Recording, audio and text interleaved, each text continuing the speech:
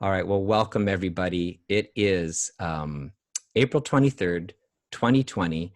We are somewhere in the midst of the pandemic. It's hard to say if we're at the beginning, middle, or end at this point. And this is Pandemic as Practice with myself, Jonathan Gustin, and Joanna Macy. And I want to tell you by previous arrangement that I will sort of be hosting things and speaking, but I've asked Joanna to do the following. At any point, she can say, Jonathan, I interrupt you. And in fact, I encourage that. So she's not being rude, she's doing her job. So I just want you all to know that that's the situation. So Joanna, is there anything you want to say by way of introduction before I say a few introductory words? I was just wanting to say, can I interrupt you to say, well spoken? Absolutely. And hi, everybody. What a privilege. What a privilege to get to co-teach with you again. Well, so just a few words of introduction. My name's Jonathan Gustin, and I'm the founder of Purpose Guides Institute. And I'll give you the 30-second version of what that is. We started, let me think, 18 years ago. We were called Integral Awakening Center back then. And the short version is we attempt to be guides, midwives to people waking up to classical enlightenment and everything that means, to growing up into an emotional adult is what I call it. And then most importantly for our school is the showing up, responding to the question, you know, how do I live this one wild, precious life, as the poet Mary Oliver put it? Or to quote my favorite theologian, Frederick Buechner, how do I find the place?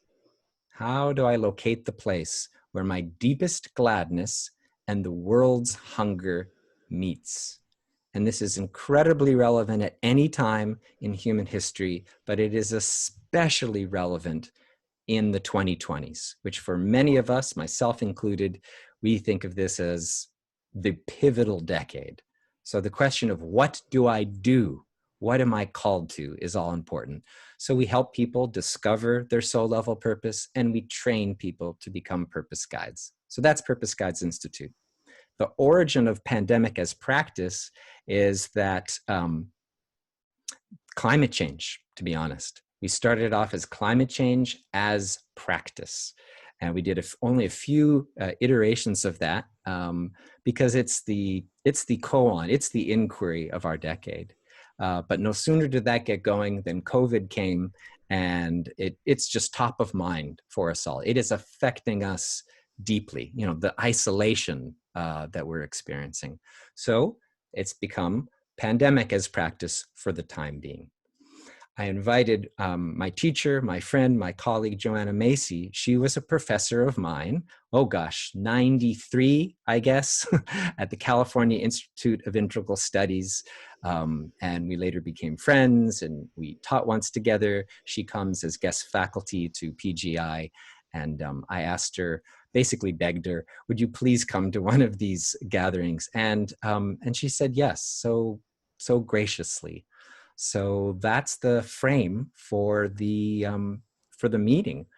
So in a moment, I'll just say a little bit more sort of philosophical about the meeting and do a little grounding and gratitude practice. But I actually want to invite Joanna, if you'd like to offer any of the sort of philosophical piece, maybe the work that reconnects, or a grounding and gratitude practice, if you wish. Yes, well, I would just like to, I don't know what category this is, but as you were quoting that phrase of Frederick Buechner that I have liked so much, what our soul wants is to find a place where our happiness, our fulfillment, and our perception of the world's needs meet.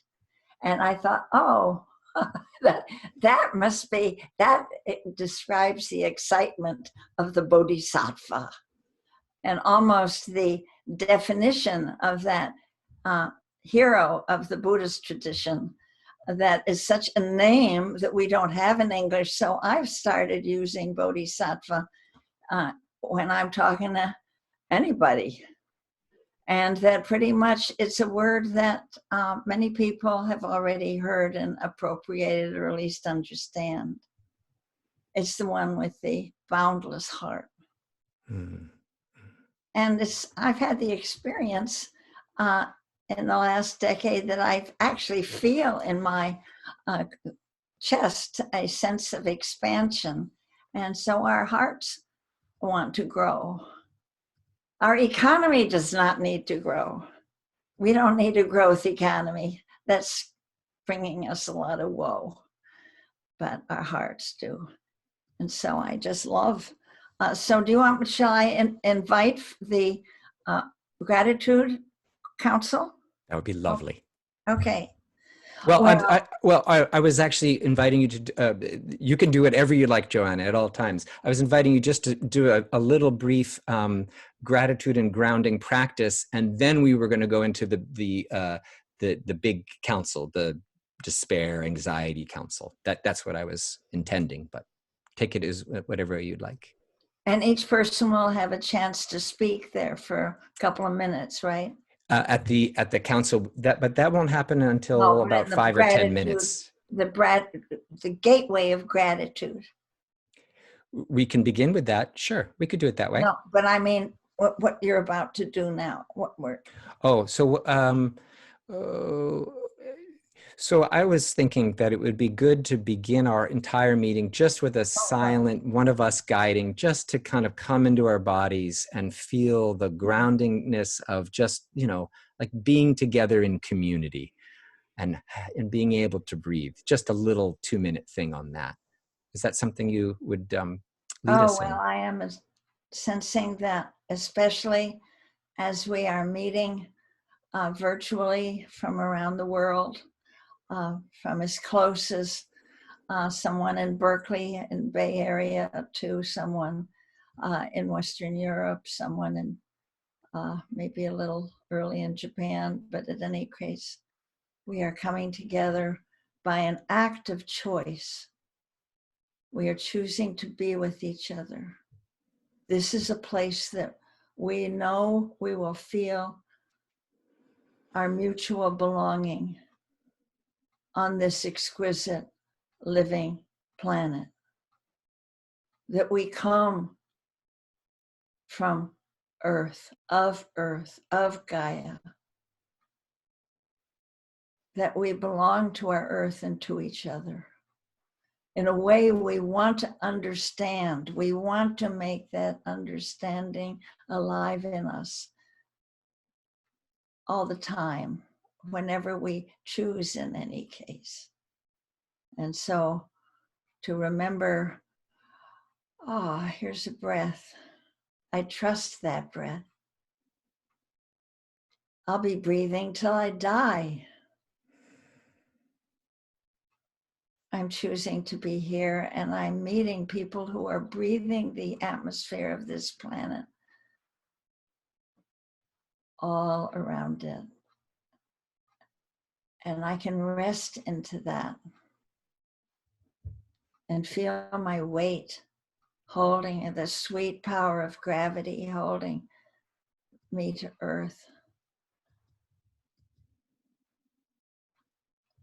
pulling my weight to the seat, to the floor, resting and feeling the lift that comes with the breath as well.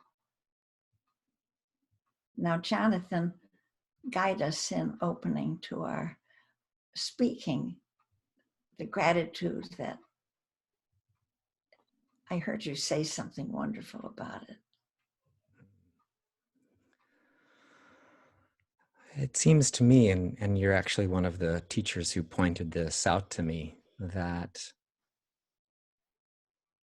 to face all that is in front of us, that number one, connecting to the earth, simply breathing up through the soles of our feet and feeling the dependability of gravity, of the ground.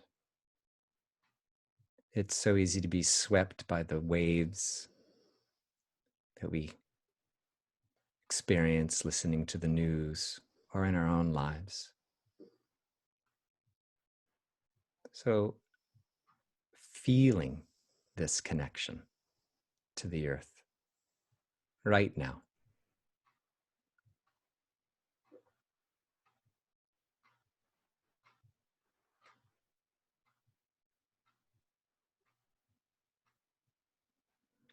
And the other note that I invite your awareness to dwell on is just the gratitude for being alive. We all had the good fortune of waking up from our sleep last night. For most of us, we're able to take not just a breath, but an easy breath. For most of us, there isn't the sense of caloric instability. We know we'll be able to eat today.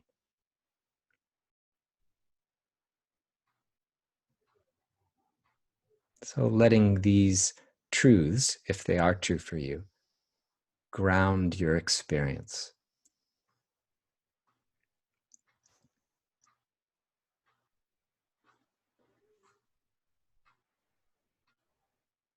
Now we'll kind of take an underworld dive in a moment into what is scary and anxiety producing, frightening, and we'll come back to gratitude.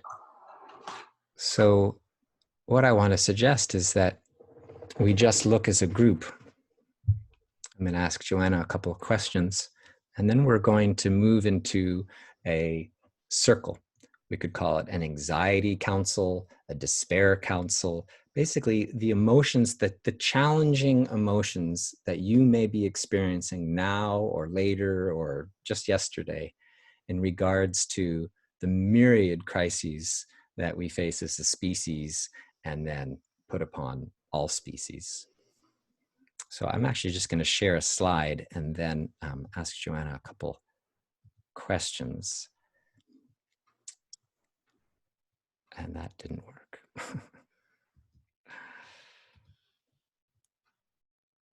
Let's try one more time.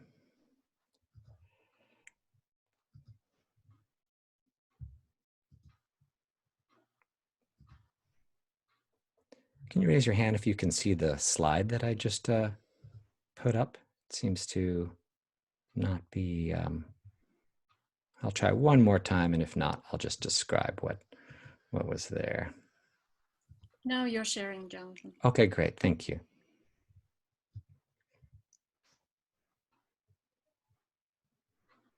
Yeah, so I was just going to say, before we look at the spiritual practice angle, it's important to recognize that there's just the difficulty of what we are facing. Sickness and death, the isolation and loneliness. I have an 11-year-old. He's turning 11 this Saturday. And, in his world, missing school is a big deal. No friends, no teacher, no baseball. Little League has been canceled. And this is the slide that I really wanted to share, this and the next one. So we know about flattening the curve. And here are two, I guess, scientists looking and going, won't it be wonderful when we, get through in a year or two, however long it takes. And meanwhile, you see this tsunami of climate change behind us. And this is the context. And I won't be the first one to say it, but in some ways, this feels like a dry run or a dress rehearsal for something much bigger. So here we have a picture of the COVID-19 great white shark coming up to a swimmer. And then the upcoming economic crisis, not upcoming for some people, they're right in the midst of it, but it will be felt for years to come and deeper for so many people. I think about the fellow across the street who is a waiter who's been furloughed and how is he going to pay his rent? And then you'll see just the mouth of climate change looking to gobble up the whole lot of folks. So, Joanna, my question to you, first, just the personal question. What has been your experience of COVID-19, of being isolated and just as a personal experience? What has it been like for you? Oh, well, I can tell you that it's changing, that I thought it was, at the beginning, I was kind of romanticizing it. Oh, we have time to catch up with ourselves and be more reflective, be kinder to each other when we can. And but I'm in total isolation because I live in a flat alone above my family downstairs, my daughter's family, but she works in a hospital and doesn't want to. So, and they're exposed to what she might be exposed to, so I don't see them. And they put a big sign on the door. So I'm and what is affecting me mentally and certainly physically is lack of human touch. And I was thinking, I've been in touch, surrounded by touch, created by touch, and ancient, the oldest of the senses since I was conceived. And all of a sudden now, in my 90th year, toward the end of it, and it makes you feel a little fragile and a little kind of unglued. Without the glue of human touch. And also doubts come up. But you said that before the spiritual practice, we'll do this, but honey, you know that this is spiritual practice. Now, come on. And Shantideva said, in seeking that great enlightened heart mind, he said, let all sorrows ripen in me. Avoid nothing. Or a Zen teacher, and forgetting her name in Cambridge, said, don't make a move without to avoid. Don't look away from, so that this is the spiritual practice. And it's wonderful that you don't have to apply to take a retreat or do anything more than just try to keep your sanity. And you can get unglued to the point where, that you forget why you're here. And I had that experience just the other day. I thought, oh, what's the point of being around? What's my prime directive? And I then remembered the vows. And I went and dug them up that we used in so many intensives in the work that reconnects. What's the point of being here? What am I supposed to? And then I found it because we had cards. We carrying the first. I vow to myself and to all of you, I will commit myself this day to the healing of our world and all beings, the welfare of all beings, the healing of our world. That was the first of them. So that's my experience, that this brings me, it's a spiritual practice, and it brings up all the boogeymen and boogie women. Let us be non-gender specific. And acquaint you with the Bodhisattva in your heart, mind. So a follow-up question. So there are many people on the call who are isolated as you are. Like, I'm lucky, I have a wife and a son and 3 cats. But as you said, there are people who they're receiving no touch. They're experiencing the process of ungluing. And your admonition was, don't make a move. So I'm imagining some people are like, okay, so I am experiencing the hard glue beginning to soften, liquefy, and dissolve. You say, don't make a move. And now I'm feeling extreme anxiety and sorrow. Is there another direction? Is it continue, don't make a move? What would be the next thing you would advise? No, it was the, I hesitated because it was the closing words, don't make a move, to avoid it. So when you see something that is bothering you, and this is particularly important, this was the gem, the jewel, the gateway that prompted my whole life change in the last 40 years, to the work that brought me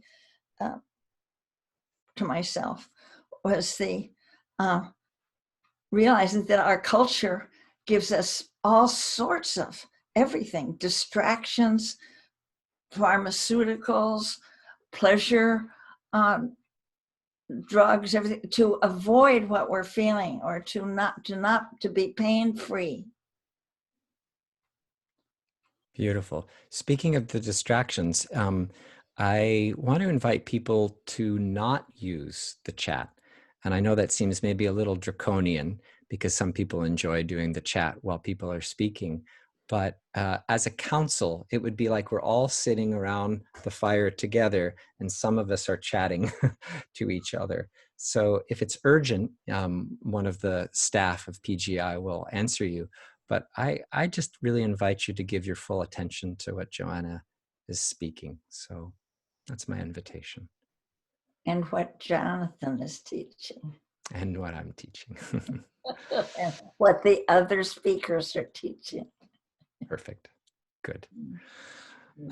So we're going to segue into our first of two councils, this being the grief council. And so I have a few pointers, but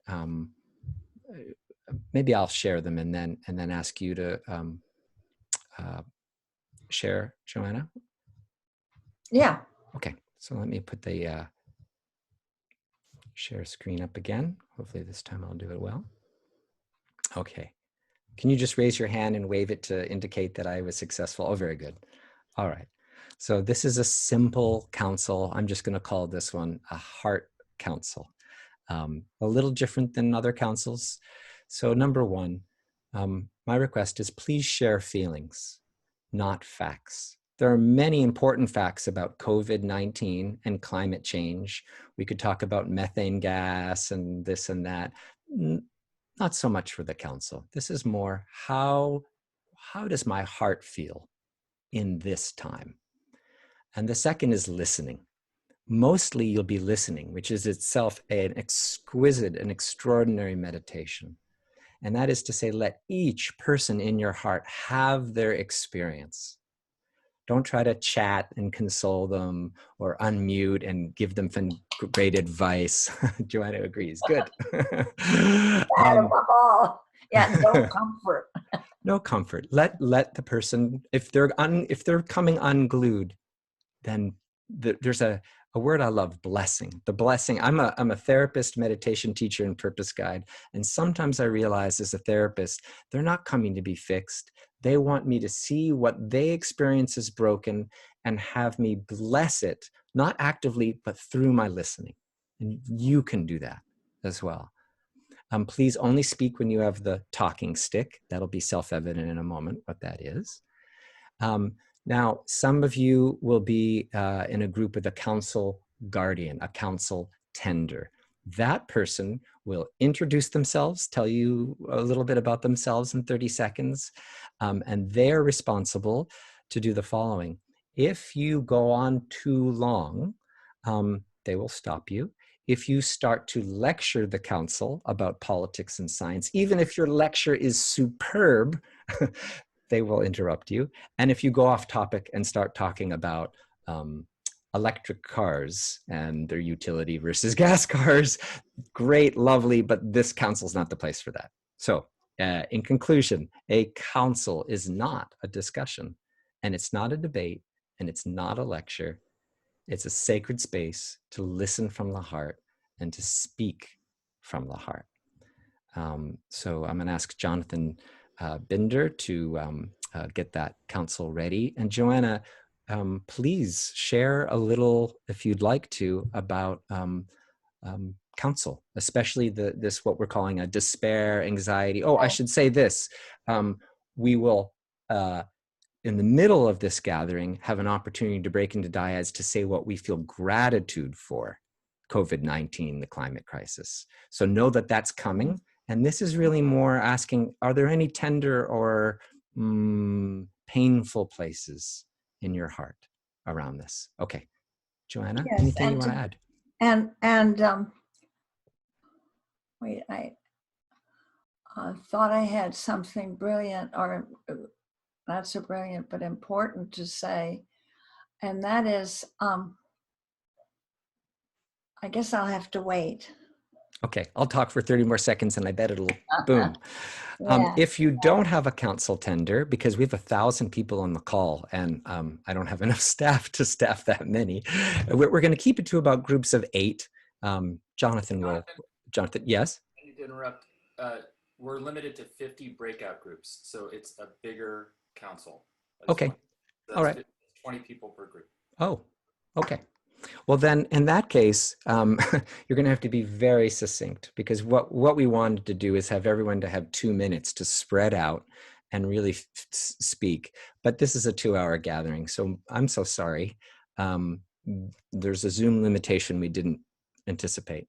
So you're going to have to be pith from your heart in 30 seconds. Just say one thing that is heavy or challenging or difficult. And please do keep it to half a minute, because we want to make sure that everyone has an opportunity. Joanna, did that thing pop up? Yes, it did. Good. And it was that we discover one of the things that we hate in America and makes it to be able to share what's bothering us is that we don't want to sound like we're complaining. And we think that if we do, or if we share a grief or despair, then that will show that might be unstable or unwell psychically, and that we need, so it's been sort of abnormalized, and because our culture tends to pathologize feelings of grief. It gives people too much power if they're oppressed to be able to speak it. So too much power for the government.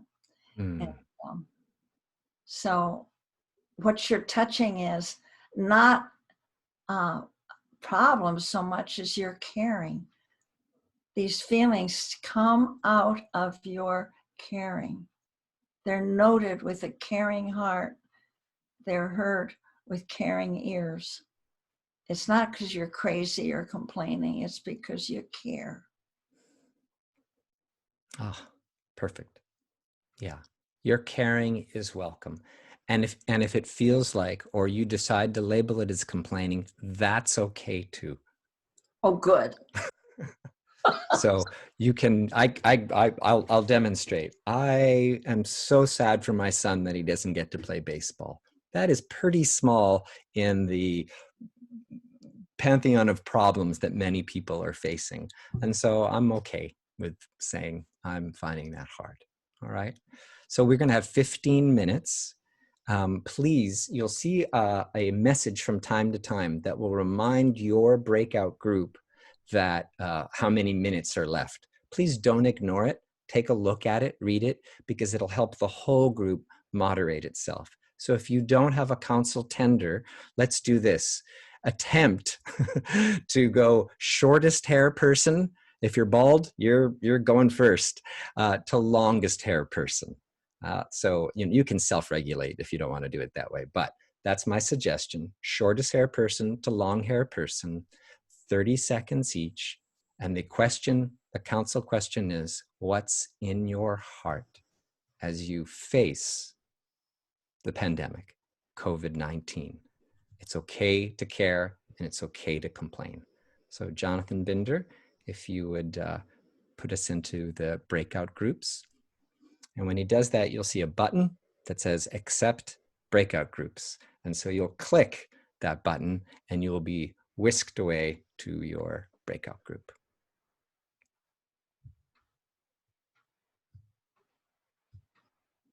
Oh my goodness, I forgot something. All right, that's all right. We'll let it go. Is it working? Did it? I opened up all the rooms. I don't see it. There. I still don't see it. While it's happening, may I say something about Please. the console? I wanted to also bring attention to there is speaking and expressing oneself, and then there's listening, and both are equal parts of the console. So make sure that you receive each person. You can even maybe express a gesture, a bow, or hand on heart, or whatever feels right for you. Thank you. I'm pressing the open all rooms, and it's. Okay, so we're going to start the council as a large group, and then when the small groups begin, that'll be lovely. You can do the candle ceremony. Yeah, now I can do the candle ceremony. So, so I invite you, if you remembered to bring a candle and a lighter, to pick that up now. I left mine on my altar here, so I'm not going to get up and get it. Oh, so did I. Oh my goodness, I'm the one who invited you to do that and forgot. So, so please hold your candle up. I'll pretend this meditation bowl is my candle.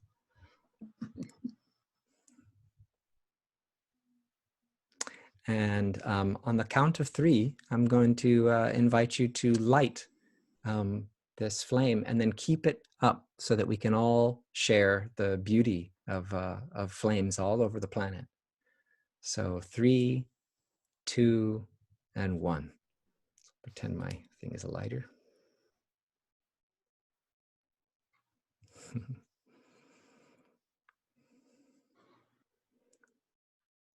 And you can take a moment if you like to scroll. Scrolling, there's an arrow on the right-hand side, blue arrow on the right-hand side of your screen. And you can see 25 people at a time. And just look at all these beautiful lights and these beautiful faces.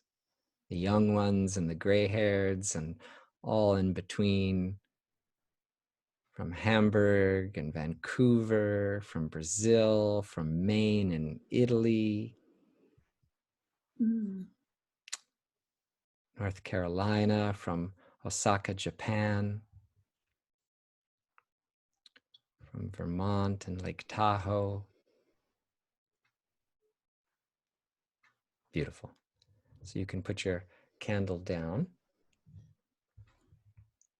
and we will begin the council. So if you'd like to share with the large group, you just click on participants, and then when a box opens up, you'll see a little hand icon, and you can click on that, and that'll let me know that you are willing to share with the group. So let's go with Joan from Massachusetts, and then Bradley from Vancouver. So Joan, please unmute yourself. And the question is, what is in your heart as you meet COVID-19? 30 seconds or less, please. Hi, my name is Joan. I'm from Massachusetts. And what's in my heart is fear. I'm afraid to go out my door. And I'm not normally afraid to go out my door. I'm usually very gregarious. But I'm afraid of what this disease can do. I've seen it. And I'm afraid of what's going to happen when I can go out my door. Will I be able to, or will I still be afraid? And the other thing that bothers me is that the fear has taken on a physical aspect. I feel hurt, pain from the fear. So I'm a very unhappy person today. Thank you. Hi, I'm Bradley from Vancouver, Canada. I feel worry. I'm a yoga teacher for those in recovery from substance and behavioral problems, and there's a lot of relapsing happening with isolation. So my heart is worried for those with addictions. Thank you. and Madison Kane, and then someone named RYL from Redwood. Hi, thank you for doing this. I have a lot of grief and panic about putting a mask on. I can't really do it. I can't breathe. I can't see because I normally wear glasses. And I'm also overwhelmed with, it seems like now there's too much stuff to do, too many meetings. I still have a business to resuscitate. So I also have a really difficult time, particularly in the first half of the day. I'm normally better after 4 or 5 in the afternoon. I'm not quite sure what that's about, but the mask thing is very debilitating. Thank you. I hear you.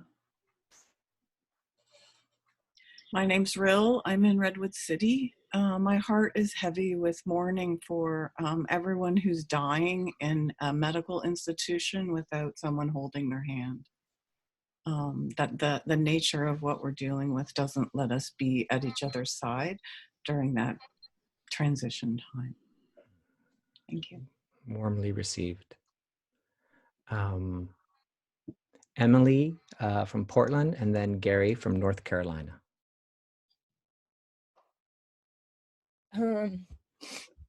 I am on a few days past a couple of weeks of dealing with probably COVID, and lost one of my jobs on the way to the ER and got a voicemail about losing my other job on the day I got out of the hospital. The place I had taught children for 6 years. They told me over voicemail that I was done. And I want to have a silver lining that this is this beautiful dreaming period that I can bring my girls empowerment program that's based in the work that reconnects into fruition. And then I have this fear that the recession, nobody's gonna want to give up their money to help us do that. And then I'm gonna end up having to go into a really toxic public school system instead. Thank you. We hear you. Thank you.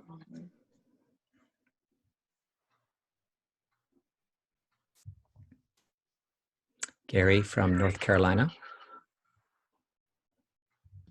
Thank you, Jonathan. The people who we are losing to the virus are on my mind a lot.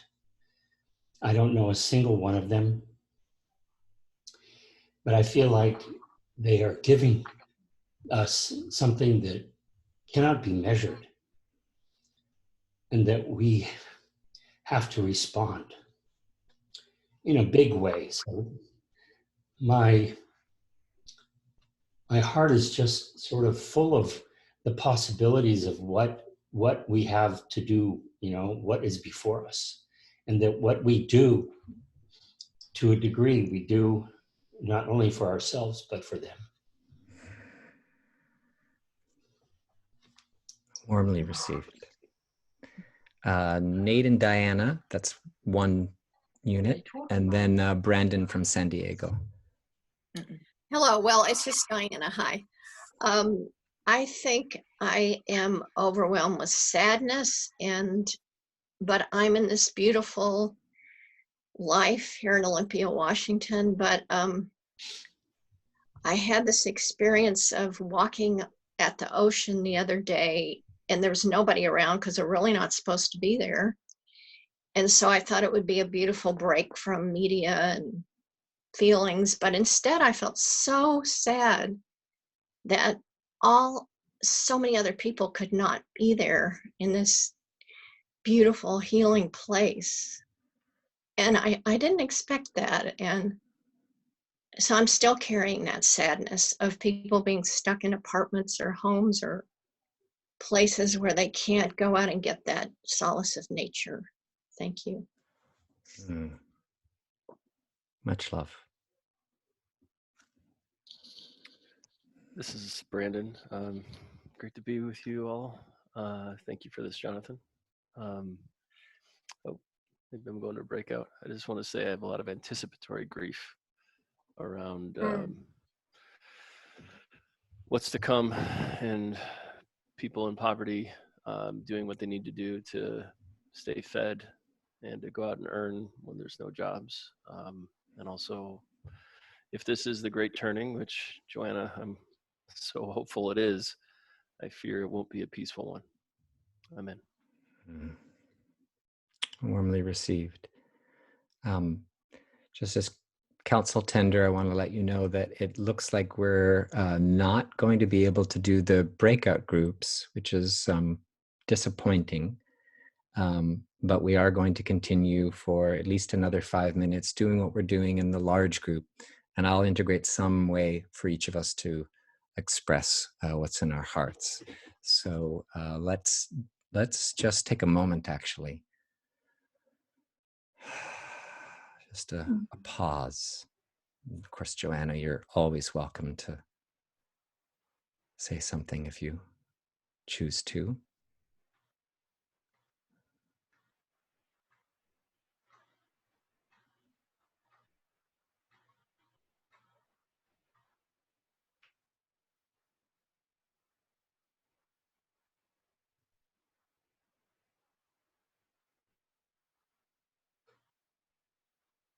And a conscious reminder, we are bearing witness to the condition of the human heart in a time of a pandemic, economic crisis, climate crisis, political crisis. What a privilege. Deborah Brenner, and then Becky from North Carolina.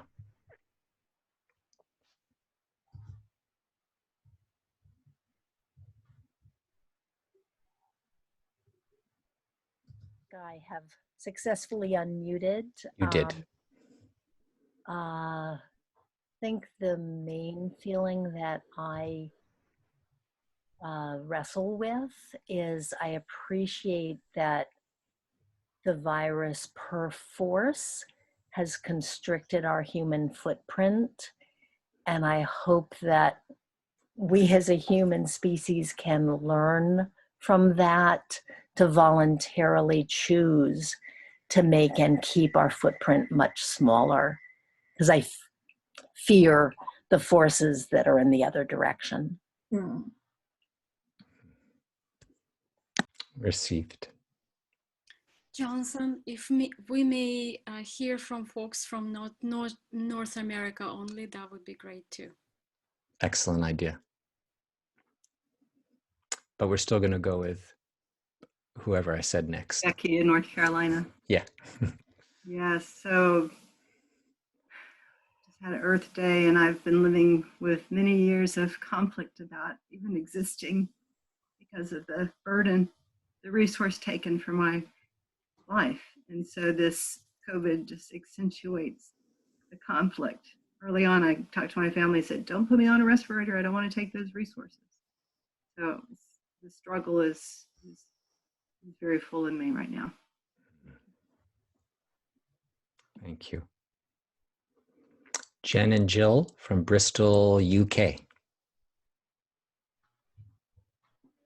Hi, I'm Jen.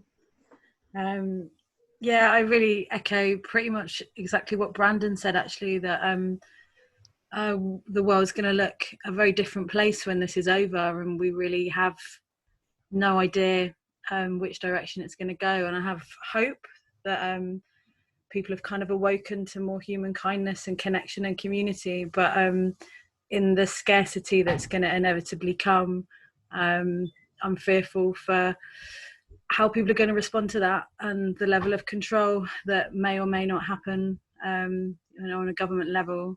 But yeah, I'm hopeful and optimistic that this is the great turning and this is the start of it, and it's just showing us like the way, the direction that we need to move in. Thank you. Eveline from the UK, and then Pete North from the UK. I think what's been most in my heart is I see faces of animals. I see particularly I watched a documentary by Chris Jordan about the albatrosses on islands that die from eating too much plastic, and I particularly see images of animals who don't really know what's going on and who are so beautiful and intelligent, and I really, really grieve for what we're doing to them. And it's their innocence and the helplessness I feel that makes me really grieve for that. Thank you. Hello, hi, I'm from the north of England. Yeah, so every day, at the end of my days, I often go for a cycle ride around. And I'm a governor of a local school, and I see all these closed houses and worry so much for the young people, the teenagers that I've worked with and I know very well, who are trapped in those houses and you just don't know what's happening. And I just worry so much for the abuse and for the scary lives that people must be trapped in. And I feel very privileged to be out on my bicycle and then looking inside, and that gives me a lot of scare. Thank you. Thank you. Ivanina from Hamburg. Sorry if I mispronounced your name. Hello, do you hear me? I do. Thank you very much. I'm from Hamburg, originally from Bulgaria, and I have a very personal grief right now because my father is very sick and he sits in Bulgaria and I haven't seen him for 2 years now. And due to the restrictions, I cannot visit him or my family right now. So I'm really fearful whether I would see him alive on earth right now. So it's a very personal grief, but connected to a broader topic of death and life. Yeah. Thank you. Thank you. Fabio from in Saudi Arabia. Hi, thank you. What's on my heart is that I'm a bit far from my daughter. She's in another country, and that scares me. And I'm concerned in Italy. I'm afraid I'm gonna go into a revolution soon. I feel like this is all very political, what we are going through, and that pisses me off. The unclarity, and I feel a bit played around, and I'm concerned. A woman said before she's afraid of going out. I'm also afraid of walking out the door. Thank you.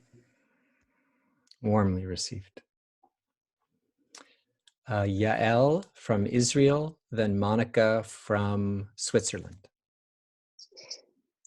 Hi, Yael from Israel, and I'm feeling a lot of grief that my parents were going to come visit me and my family for the Passover vacation, which was prior 2 weeks. And of course, their trip was canceled, and we haven't seen them in a year. And we've booked flights to see them in August. We already booked those months ago, and it's not even clear if we're going to see them then. So I'm feeling a lot of grief about not seeing them for such a long time.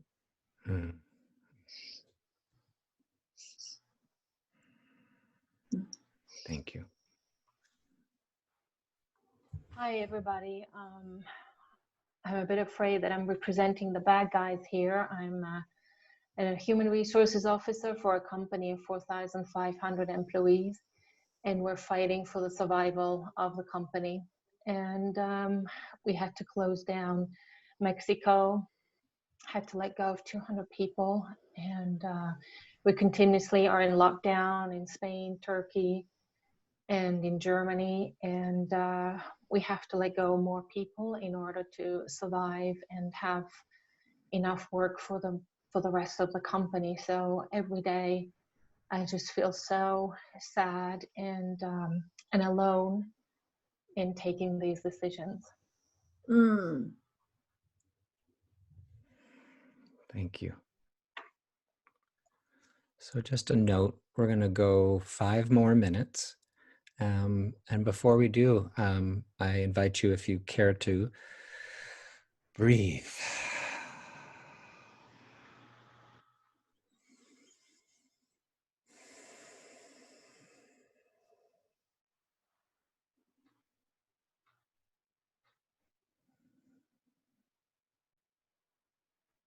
An essential member of every council is silence and stillness.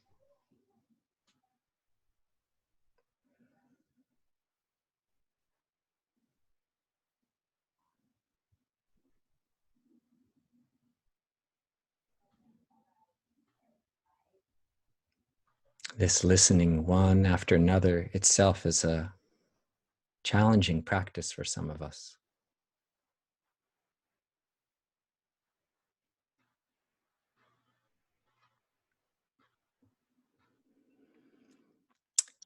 Gundi from Germany, and then Jacob and Sophie, also from Germany. I'm very concerned about my friend. Her sister was delivered to the intensive care today, and I so pray to be able to be here and present for the people who really suffer.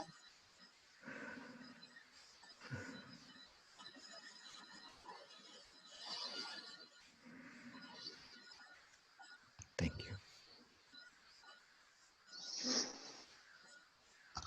Yeah, actually, I feel a lot of sadness and a feeling of disappointment also, where there's a lot of anger coming up from having the perspective that this is such a precious possibility to really think about what kind of a culture we want to live and where we want to go. And when I read in newspapers, like people are just concerned, I mean, not all of them, but there are people concerned, how can we come back as fast as possible to status quo? It's so disappointing, and I can't see why there's, you know, I had hoped for people to really look in and see, wow, there is this stressful lifestyle, and we have to slow down, and we have to focus on new values. And I don't know, I'm not so hopeful. I feel disappointment.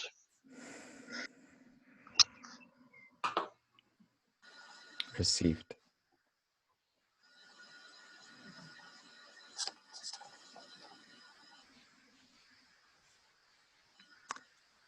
Gabriela from Mexico City, and I must be mispronouncing your name, Rosine from Scotland. For me, these times are like just bringing up awareness about what's been happening for centuries. So the news and the different perspective of, if you live like countries like Mexico, people, I think in general, are not even scared because we are already going through big narco traffic and killings all over the country that's been growing for more than 30 years non-stop. So I think this is a nothing problem compared to that. Although I live in a parallel universe, I'm very privileged, but people live on a, like daily income. So people are out in the streets without protection. I mean, people have to work. So I think it just brings awareness of what's already been happening. And in a personal level, it's also the same story because I come from a lot of trauma. So I've been living in isolation for, I could say, all my life. Because of trauma, I avoided people and how the culture is. I've been isolated, so I've been working and healing trauma. And yeah, for me, it's just bringing up what's already been happening all over. And I'm sure I'm not the only one who have lived big trauma. And yeah, maybe for us it's not difficult. So just bringing awareness to what's already happening and And my worry is, what are we going to do? How do we organize? That's my worry. Amen, and thank you. Thank you.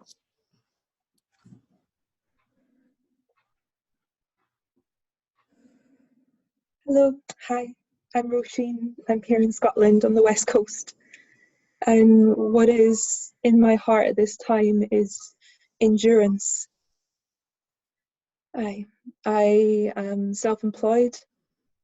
I've been growing food and making wild medicine. There is deep frustration and irritation in my heart at our government's response to this crisis. I question, where are our true elders and where are our true leaders? And that's why I'm here, and I'm so grateful to be part of this council today. My frustration also lies with lack of access to wild land. Yeah, so I'm loving being the millipede and just taking that really slow tortoise view on a land instead of being the hare on the mountain. That's me. Thank you. Thank you. Just a few more, and we're going to segue into an end, a kind of an ending. Tanya from Tobago, and what just happened? Sarah and Lucas from France.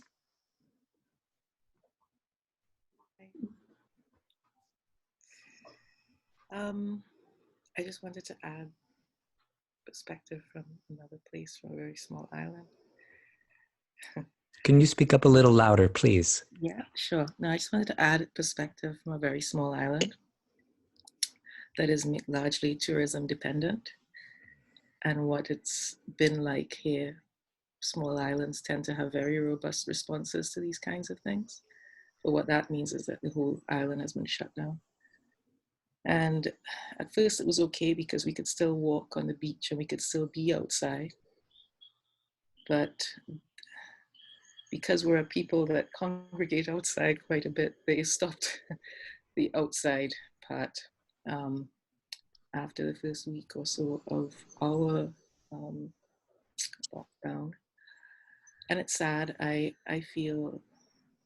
look at the sea and I feel glad for the things in it. It hasn't been, the last time I went in the sea just before they closed the beaches, it was the clearest it had been in years,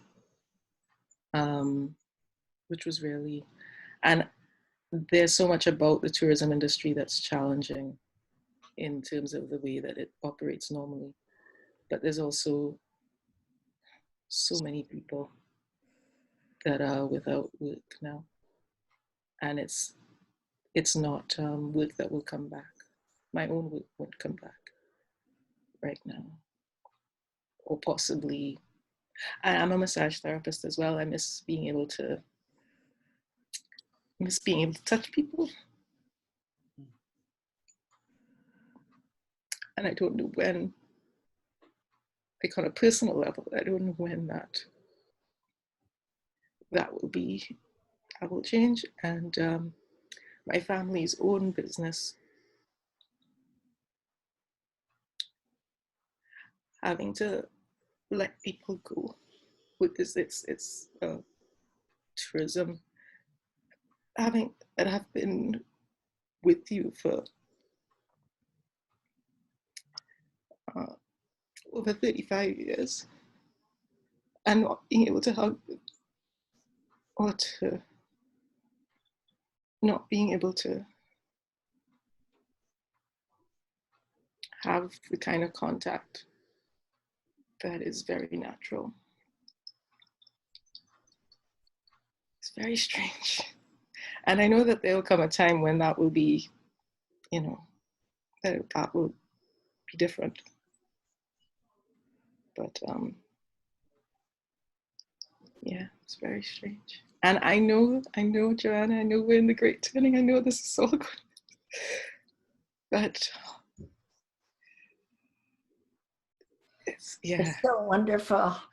my heart takes you, embraces you, just seeing your face, my darling. And you are the friend of the sea life. I think of you. I think of how they love you and care for you, care for the turtles, the tortoises.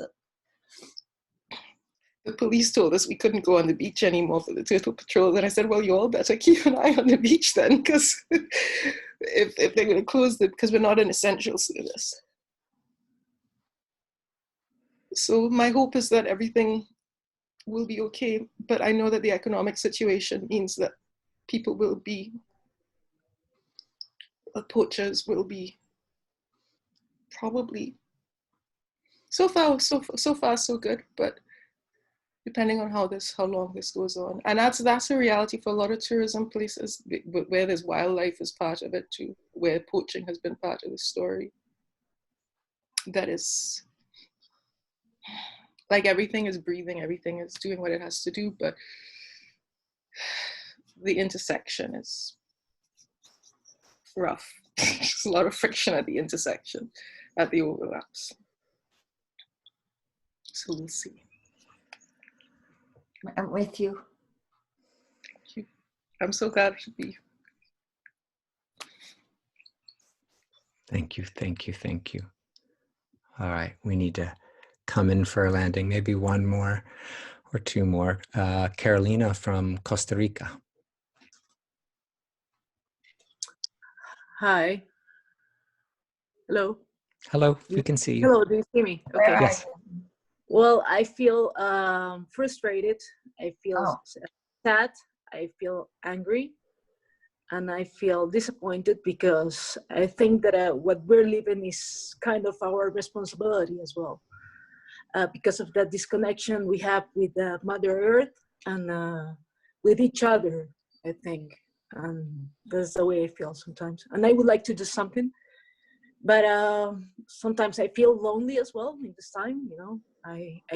We can get together, and I feel that we are losing our freedom as well.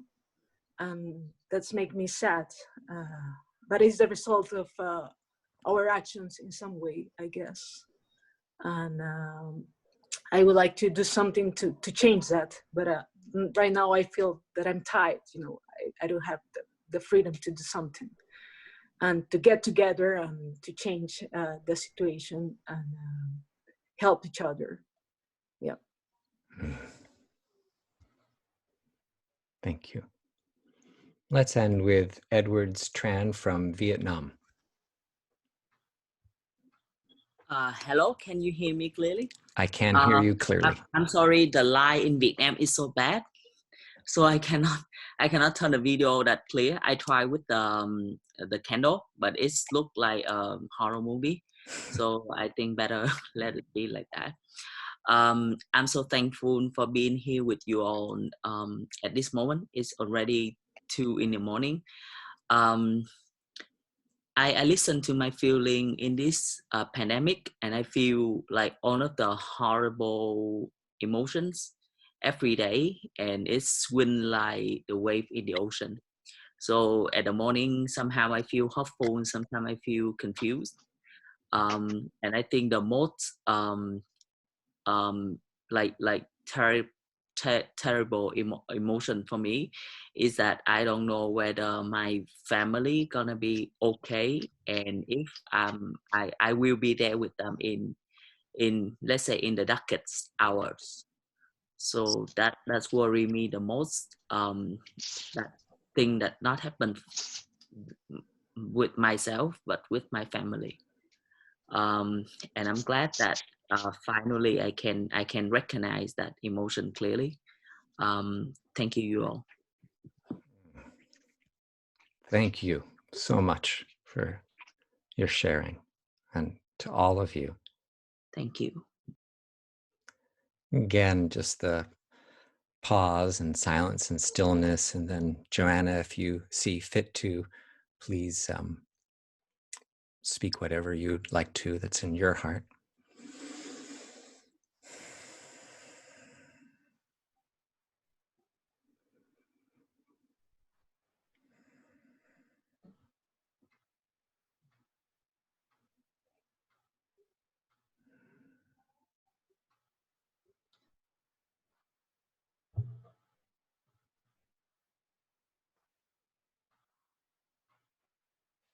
I find you all in my heart. Each one of us has, I imagine, been changed and taken this in and feeling our caring and discovering how vast are the strands that weave us together. So, Jonathan, this needs to happen all the time now, doesn't it? We have for a while this incredible technology. We need to be sharing this so that we discover that we are coming alive in a way as we speak our experience. Each one of you has bright moments in your day and care that you can be grateful for, but you have allowed yourself to speak your grief and speak your fear and speak the dread. And this must pass through our lips, or else we're caught in them by giving expression to those. You're imprisoned by them. Many of us spoke of feeling imprisoned. And that was the hardest part for me this last week or so, when I've found it is to have a head of state be so imbalanced and so see that as we do in the United States adds another element of let's say craziness to our situation, and that I had entertained terrifying thoughts of our being socially distanced and isolated in our homes for political purposes as well as for health purposes, because it's the natural thing. The heart leaps to want to well, for me to want to organize, to get out on the street. So there's a dimension of political impotence that can creep in. But I want to challenge that now. That made me kind of crazy for a while, but I want to challenge that because of what you have said, many of you, that and our friend from Mexico, I was, and from Scotland, and from, that we have, and you folks from Germany, this COVID is acting as the most amazing pulling away of our ignorance and our avoidance of the state of things in our planetary culture. How dramatically it has shown our, and certainly that is true here in the United States, with revealing the racial, the cost to people, the cost, the suffering cost, the inequality cost, as we discover that the African Americans are 60% more likely to get COVID-19 because of other conditions such as where they live near in the most polluted areas, toxic areas, and so many other environmental and social conditions that have robbed them of their full health. So we are treated with this it's not just a medical onslaught that we are health infection. It's an incredible revealer. And in spiritual traditions, I found that there are words for this. When you see the conditions that you have been living in, or you have been being, when you see what you are, that there are feelings. And in my root tradition, Christianity, the term is a conviction of sin. Oh, you know, I have allowed this to happen to their planet, or I am among those that have allowed this to happen. Or in the Buddhist path of the Bodhisattva, there's a stage where you're so shocked and grief, it's called revulsion. You go through a period of revulsion on the steps to your Bodhisattvahood. And so that we can, and how essential is that? That is so important for us. Can we allow ourselves to be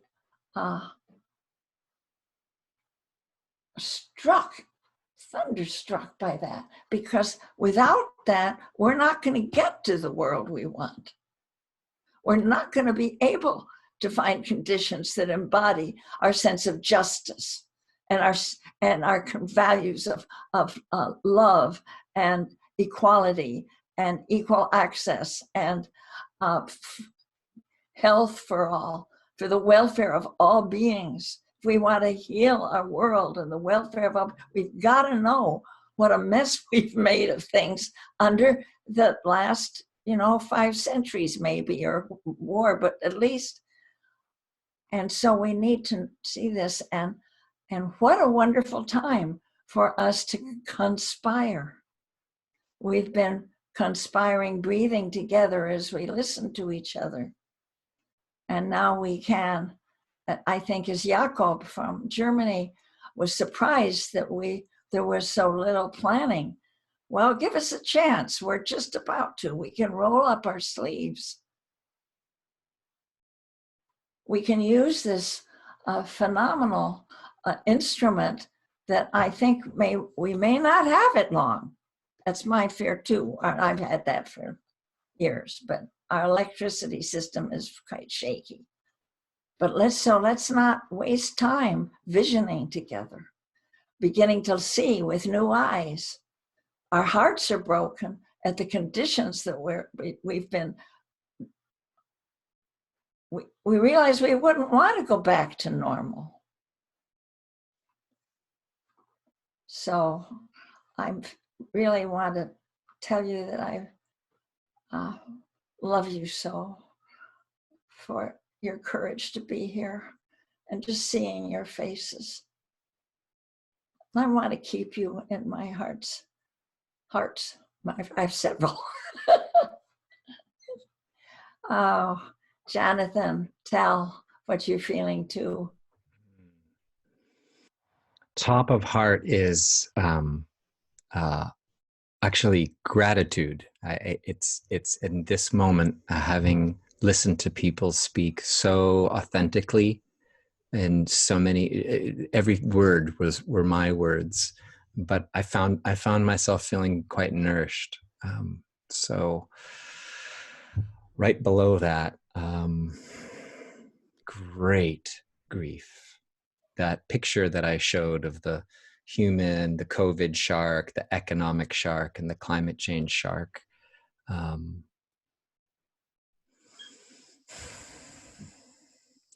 I was a hospice worker for a while, but this is hospice at a planetary level, and I'm not. My poor, mammalian brain is just overwhelmed by the possibility of our species and many, if not all, other species going extinct. I kind of don't know how to handle that. In fact, I'm not able to handle it. It handles me, and it's uncomfortable. The dying to an expectation that there would be decade upon decade of human flourishing and more than human flourishing is coming crashing down on me. I expected naively, apparently, that I might live a full lifetime and that my son could live a full lifetime, and I don't find that to be a reasonable expectation.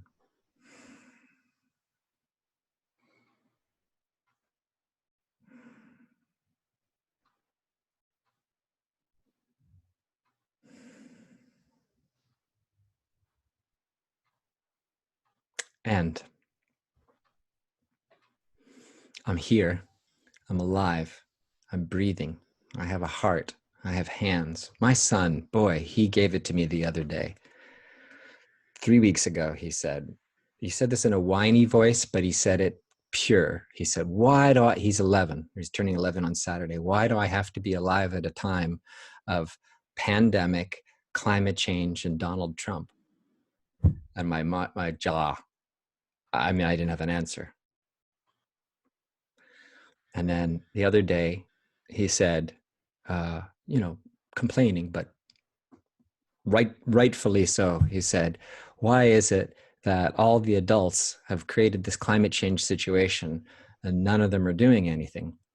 And defensively, I said, well, I am doing something. He goes, well, that's 0.0001% of adults. And again, this hurts a lot. Yeah.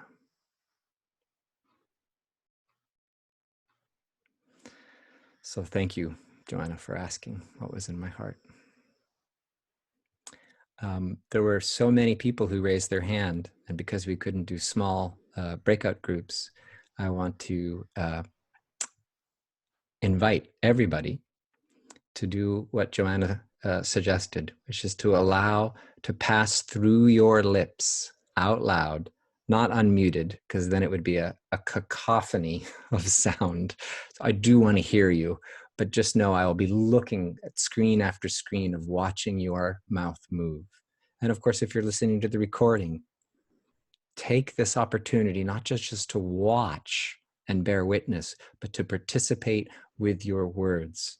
So I'm going to ring the bell and take your 30, 45 seconds. I'll ring it twice, once to begin and then once to conclude about 40 seconds later.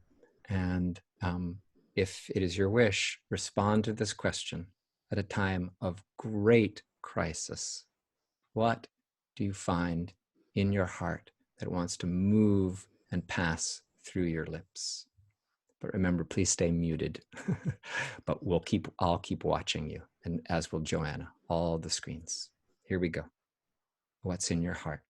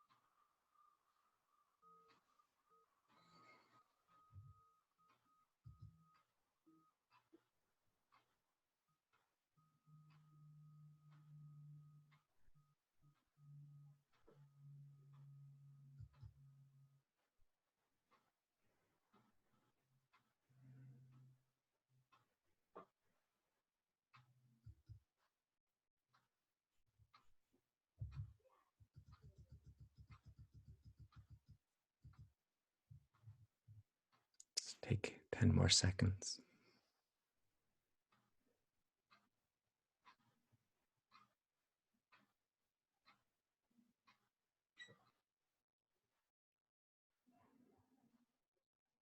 And of course, you can keep speaking.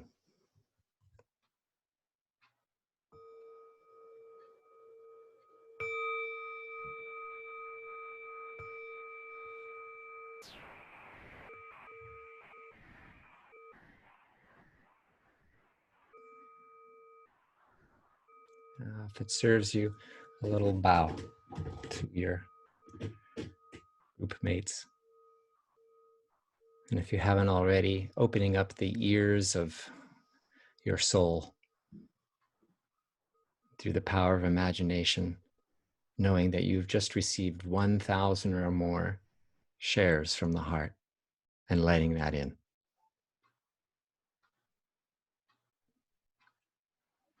Each person feels heard in some mystical, mysterious way by 1,000 or more souls.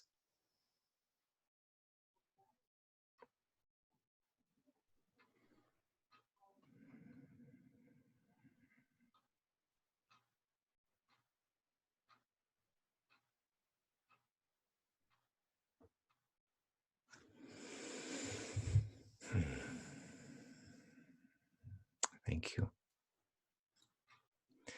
I'm going to invite, you can do whatever feels in integrity for you, but I'm still going to make some invitations. And the first one is going to be, if you care to, you can stand up, you can stretch.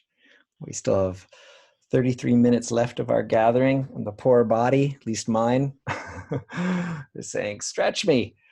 So you can jump up and down. You can stay in interior with your eyes closed.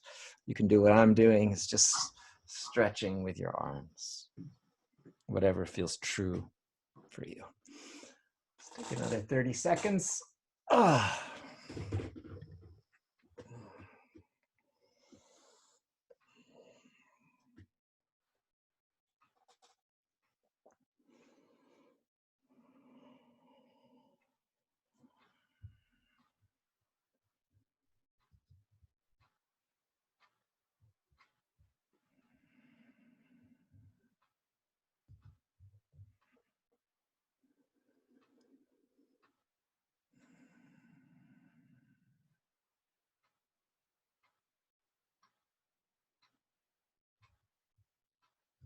Okay.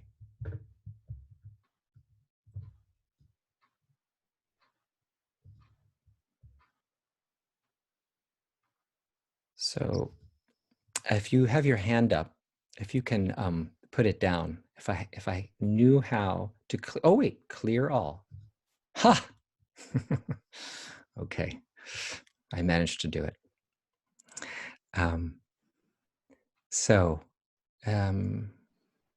Please let yourself feel heard. Instead of us granting it to you, claim it. There's some part of this group wisdom that has taken you in. So Joanna, of course, interrupt or lead at any time. I was going to suggest a very brief segment on gratitude, which is simply to say I was going to do breakout groups and all that, but that council was so beautiful. I let it run longer. And so the inquiry that we'll just explore very briefly is there anything about the current situation, with all of its destruction, death, fear, anxiety, despair, that nonetheless brings maybe one of these: a sense of opportunity, a sense of excitement, a sense of the possibility of humanity 2.0. I don't know what's in your heart. I'm just sort of, suggesting in that direction. And so just take a moment and just feel into that. I'll only actually ask a couple of people in this case. We won't do a formal council. Just look inside. Is there any part of me that feels, and please mute yourself if you're not speaking. Thank you. Is there any, I'll call it gratitude, but you're free to use a different word.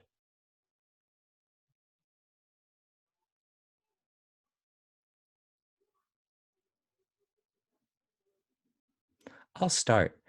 I appreciate living at a time. Jonathan, Joanna Yes. was speaking. She was? She's just on mute. Oh, she's on mute. Yeah, Thank you. she's just on mute, but she was speaking. Great. Joanna, you're on mute. Joanna, you need to unmute. Wait a minute. I don't see. Oh, great. I did unmute that. Yep, you're on, Joanna. Oh, sorry, you were on mute. We didn't hear you. I was talking over you and didn't realize. I love your question. What a perfect thing for people who are in this time. This is an ending time, but that doesn't mean it can't birth something.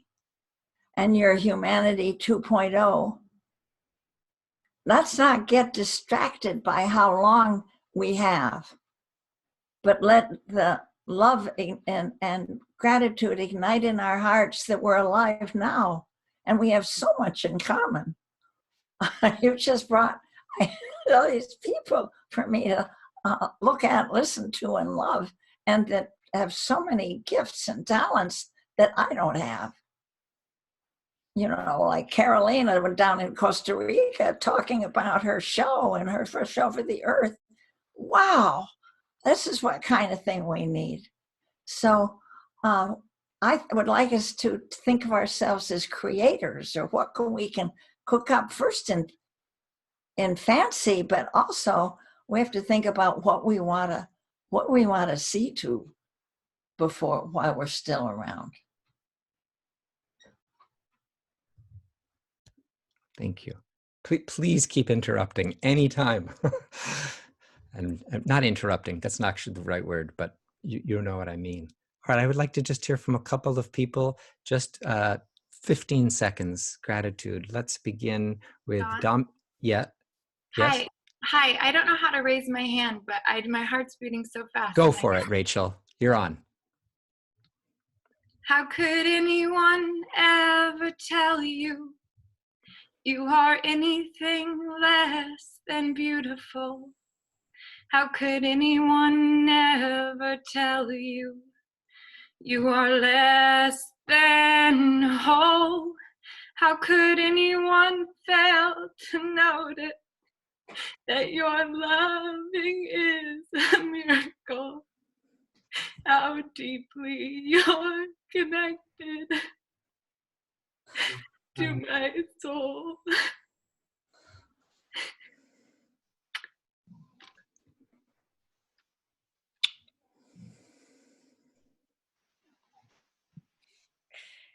Thank you, Radiant Rachel.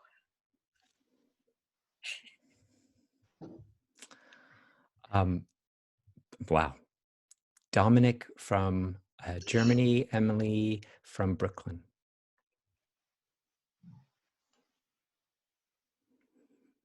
Where do I look on the screen?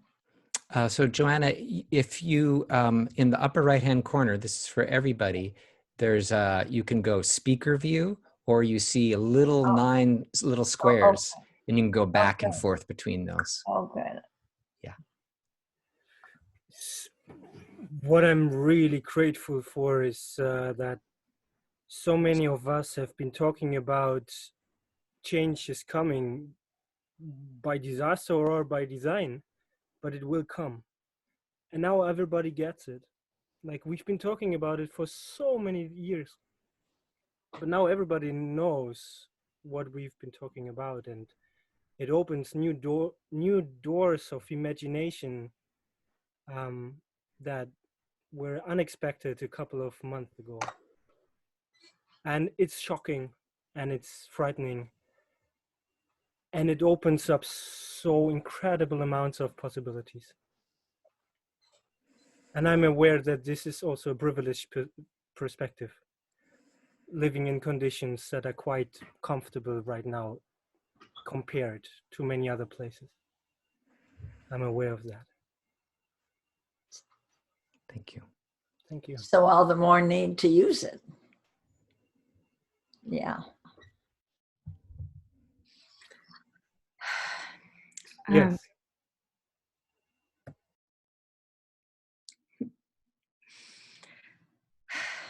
I am, like Dominic, I'm really, really grateful for, can you guys hear me? Yeah, we can see and hear you.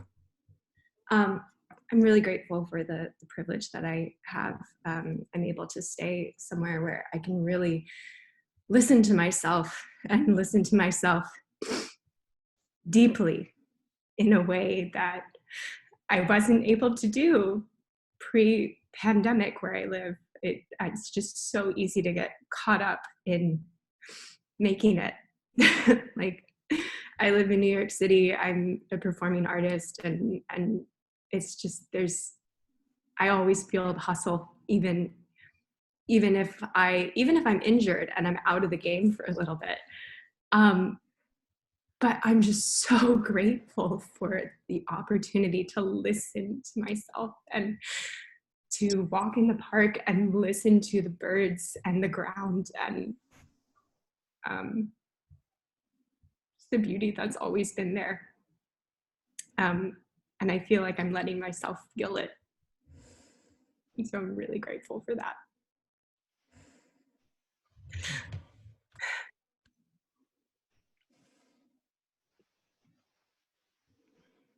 Beautiful answer to the I would like koan. to Please. remember your words. I forgot your name already. You just spoke. Emily, yeah, in Brooklyn. And I want to remember that every morning. I can listen to myself deeply. Wow. Because our earth is alive, and earth and her beings speak through us.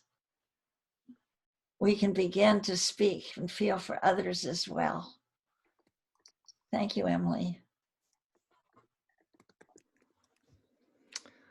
I just wanted to thank you, Emily. You answered a koan. I know you from years and years ago as a dancer, and you were a student in a class. And so this question, you know, what can a dancer do?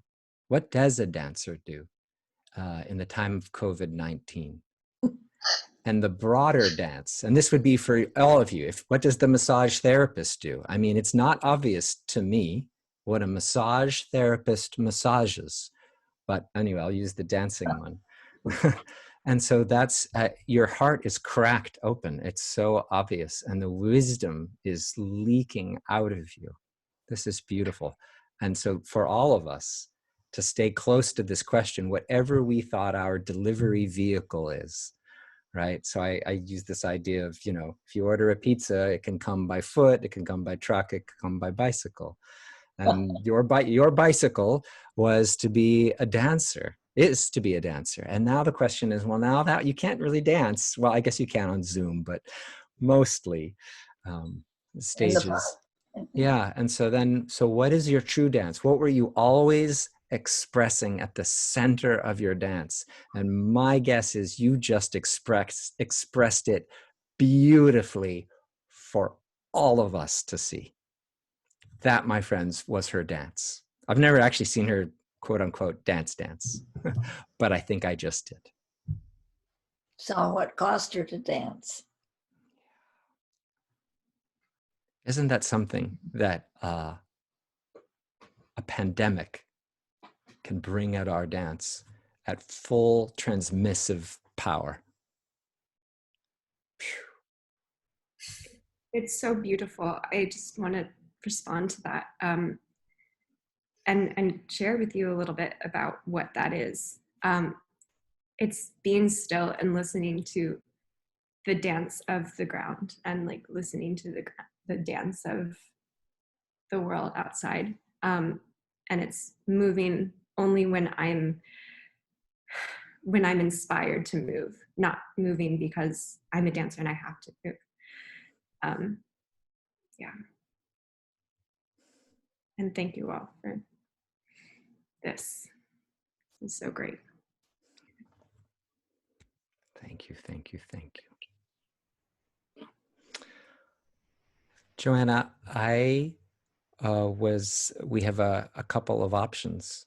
One, I can ask you some questions. Actually, I'm just going to do that. I have a question, and you can brush it off. At 52, I'm not old enough to have gone through the Depression or have gone through World War II, which were two tremendous global events. I've gone through some things, but not that.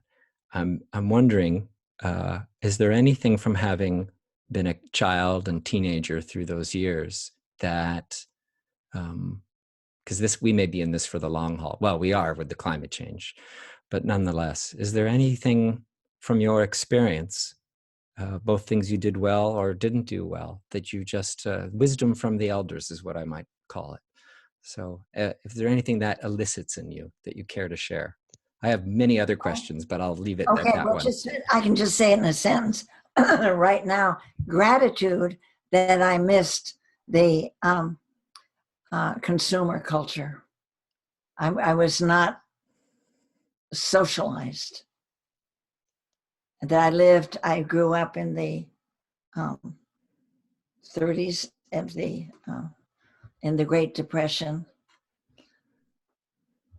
We had very little, and but it in no way stopped our ambitions or our dreams for our life in our family or the people I knew. I went to school with a French school where it was after the fall of Paris, where there were European children who had to flee their countries, so that all of that was without what happened after World War II, which was the using people to consume for the corporate production of goods, and that invaded. I've avoided that, and I think that maybe this pandemic can help break the hypnosis created by the consumer society. Mm-hmm. A follow-up question. There's how to that last piece of breaking. So I'll admit it, 12-step style. I'm a carbon addict. I burn it in my furnace in the form of natural gas, in my car in the form of gasoline, and occasionally jet fuel in planes. And I love heat and being able to drive and occasionally fly. And I admit it's selfishness. Maybe not the heat so much, but is there any? I was raised as a consumer, and now I'm an addict, at least on the carbon end. Anything you could share that would be helpful to us who, like myself, are hard to break that addiction?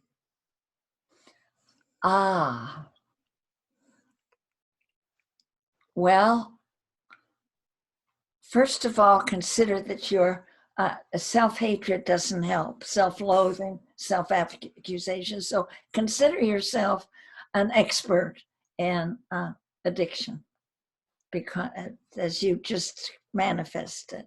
And then jump to the side of, what does that give you an appetite for? What does that give you? Curiosity and huge desire, a great desire to be free. You can taste the freedom of being free of that. You've given your life in a large part. I've been watching you from the Green Sangha on, but probably before that, is that you have well used your addiction to help break others from theirs. That is like AA. It's how it was founded. Yeah. And then to love what can come through you and others. To love, help invite others to be creators of that freedom as well. In projects that you can look at and talk about and handle, take into your hands. Thank you for generously responding to my question. I will be stewing and ruminating on it for some time, as I always do when I ask you questions. Well, the next question is for all of us, and let's ask this question: what do I do? What do I do with this one wild, precious life? It seems to me that something is dying. Some things that we liked and would like to not die, and some things which really have been like my son's teeth. He doesn't like, when they're hanging by a thread, and I'm like, we should probably just pull it. And he's like, no, don't do it. But nonetheless, an old way of being is it's evaporating before our eyes, whether we like it or not. And in that dying, it is my experience as a guide that's the necessary ingredient to rebirth, is letting go of that which no longer serves. It's an update of identity, you 2.0. And oftentimes, if life is going kind of well, maybe you find yourself in the middle class, comfortable situation. That's what it is. But when a sledgehammer like climate change or COVID-19 comes, we find ourselves in a dying situation. So, question is, and please reframe it, Joanna, if you prefer a different formulation, is, were I to allow 1.0 of me to die, that which I no longer need, that no longer serves, what would want to wildly, ambitiously, lustily want to move forward? The way I like to put it is, what is the demonstration of love that is dying to burst out of me? And so the thought experiment is, it's the year 2030. I have a whole meditation that I do, but there's no time, so I'll just say it. Just quickly imagine it's 2030 and your children or your friends' children say to you, "Dear one, what did you do 10 years ago during the great 2020 pandemic? What did you do?" And they're not just asking, how much wine did you drink and how much Netflix did you watch? Because you did some of that in your own fashion, in your own way. Fine. They're asking, what did you do?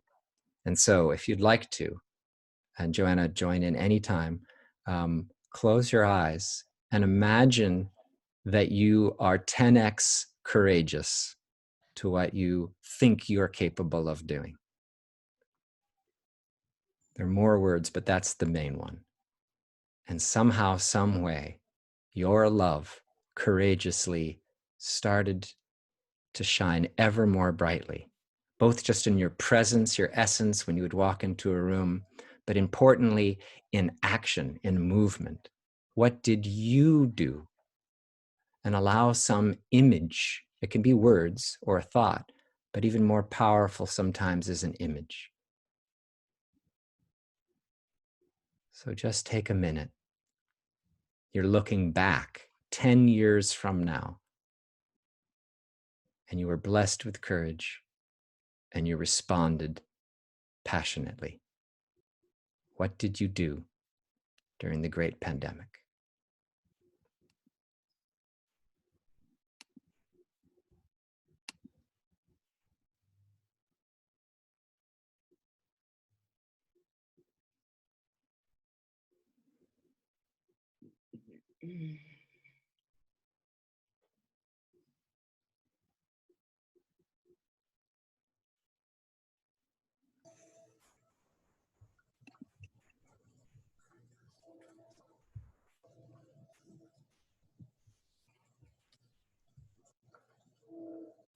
So now I'm going to ask you to do what I've asked you not to do, which is to chat and say in one sentence or one word or one image. There's a little, and Joanna, please, you begin to speak in a moment if you'd care to. I hope you will. You just click the little bubble. It's at the bottom. It looks like a little chat cartoon thing. You click it and you write down whatever it is. Teaching love and joy. I don't know. So frustrating. I want to know. Yes, stay with that. Stay with that question. I will no longer play small. Yes. sharing love. Beautiful. Wow. Holy moly. Oh my goodness. Sorry, I'm blown away. I have to stop looking at the chat. I'm sorry, where is this on our So screen? on the chat, so if you go down, take your cursor to the bottom of the window, you see, you know, the mic and the little camera icon, and you'll see a little bubble that says chat, as if it were like a cartoon. You click on it, and then it'll give you an opportunity to type a message to everyone. You can select an individual, or in this case, everybody, so everybody can read what you wrote. Jonathan, these can be saved somehow? Yes, I'm going to, because I really want to receive. This is not the point just to write it, it's to be received. So perhaps it will even be able to be shared and distributed. We'll see. But at the minimum, it will be read and deeply honored. Anyone Joanna. can save the chat just by clicking on the 3 dots down at the bottom. Oh, okay, great. Thank you. So as you continue to read and chat, Joanna. So clear it came. I will finish something. I finished it. It's about mutual aid. It's teaching what I learned in the Sarvodaya Shramadana movement, where I did field work. And there's so much of that. It actually motivated much of the work that reconnects, but there's a particular angle on it of the magic of working together.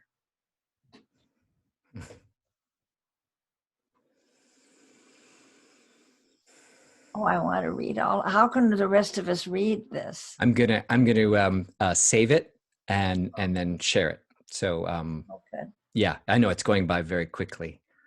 This is beautiful. We'll leave this open, so you after, even though the meeting is ending in 7 minutes, we'll leave the whole thing open so people can read.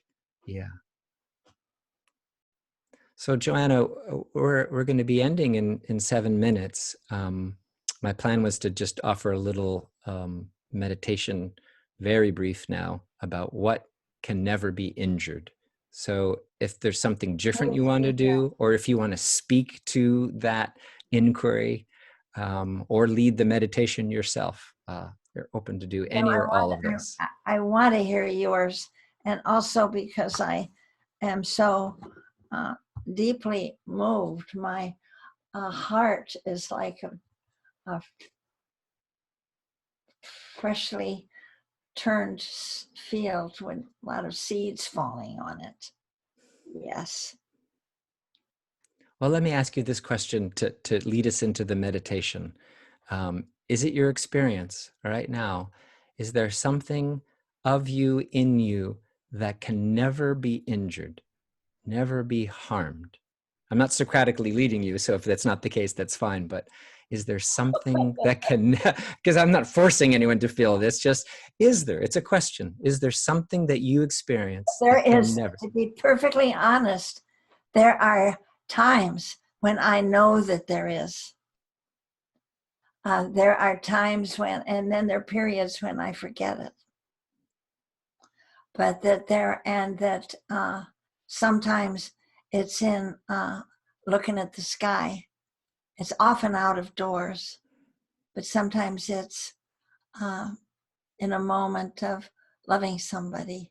And I feel that, oh, that's what I am for or do, and nothing can stop that.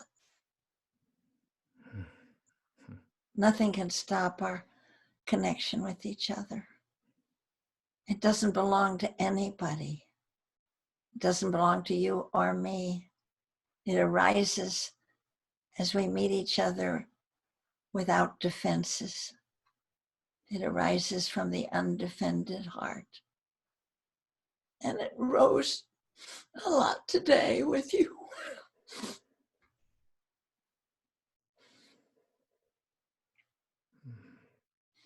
Hi, Amy.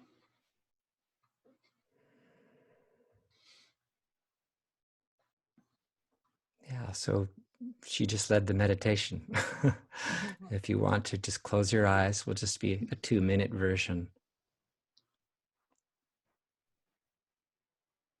What in you, if anything, can never be harmed?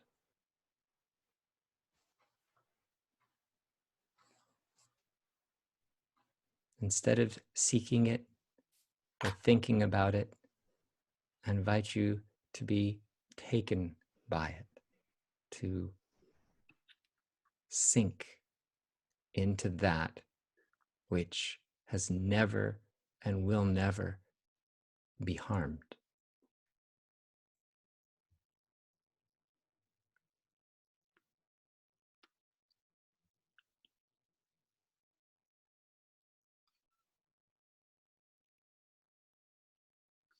Put another way, be the awareness or consciousness, beingness that could never be injured, just for a moment.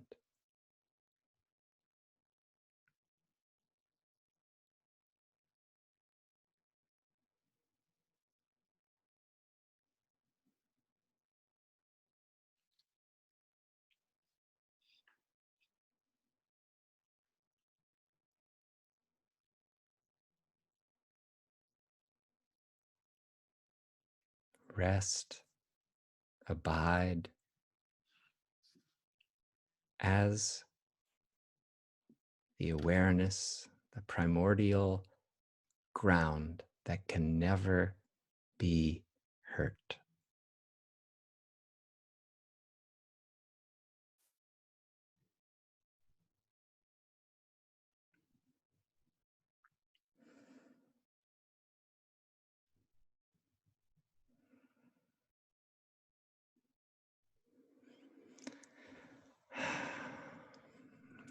Joanna, is there anything you would like to say in parting? Take as long as you'd like. Anything that's in your heart that would like to be shared with these dear ones.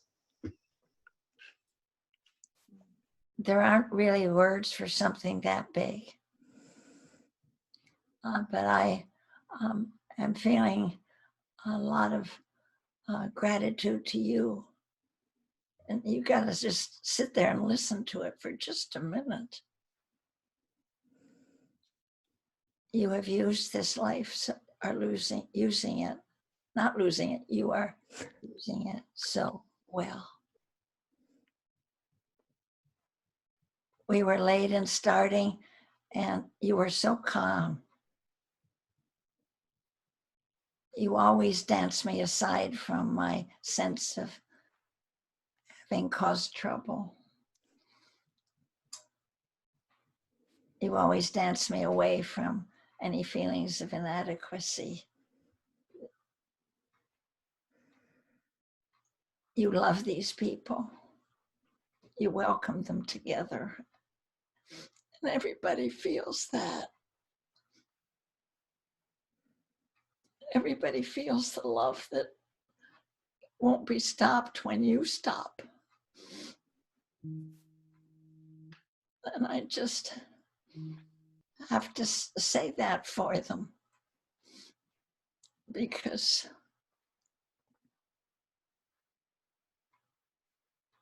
you help us to honor our capacity to be love.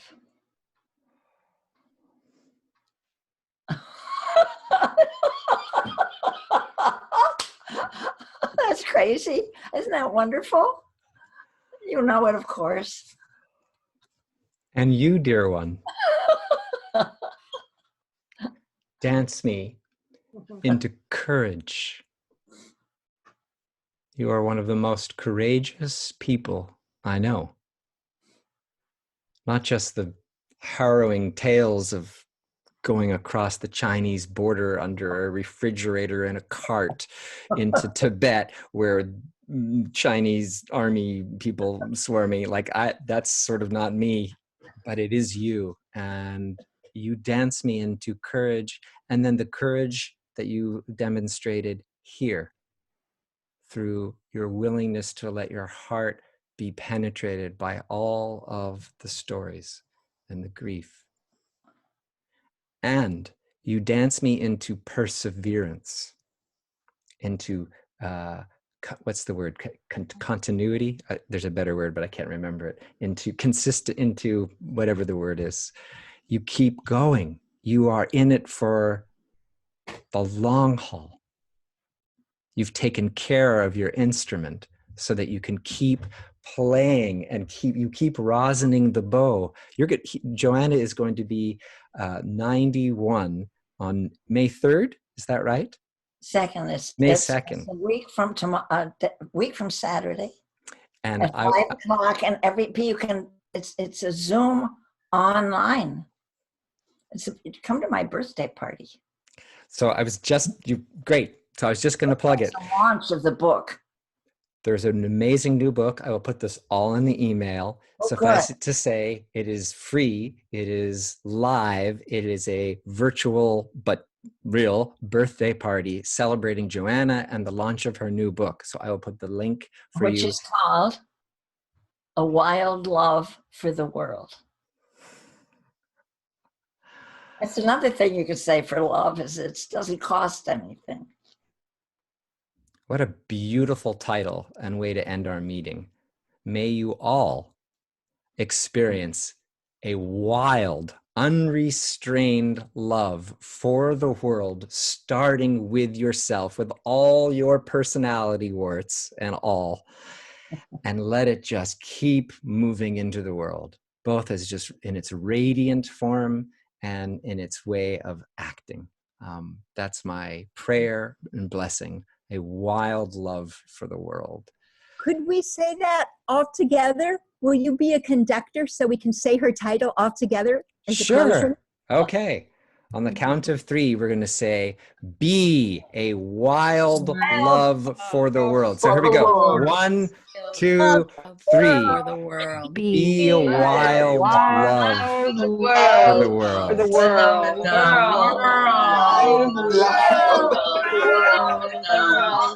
Wild love for the world.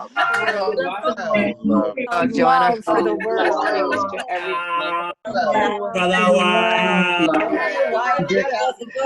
Wild love for the world. Love for the world. I should consume more. Wild love for the world. Jonathan, thank you, Joanna. Thank you, everyone. Jonathan. Looking forward to see you. Seeing you. Yeah. Beautiful. Love to you, Joanna and John. All right. Thank you, everybody. We're going to have a brief after party, which simply means we're going to leave the group open. You can read the comments. We can talk amongst ourselves. But Joanna, thank you so much for your time. Of course, you can stay if you wish, but just thank you for saying yes to my request to be present at one of these pandemic as practice gatherings. All right, so I'm going to stop the recording. Thanks, Joanna. And just say thank you. And if you want to stay, I'll send an email with Joanna's birthday party and an event we're doing with Adyashanti that's free on Zoom in a few weeks and a couple other things. Blessings, Joanna's everybody. still on mute. Thank you so much. Bye-bye. It was amazing. See you later.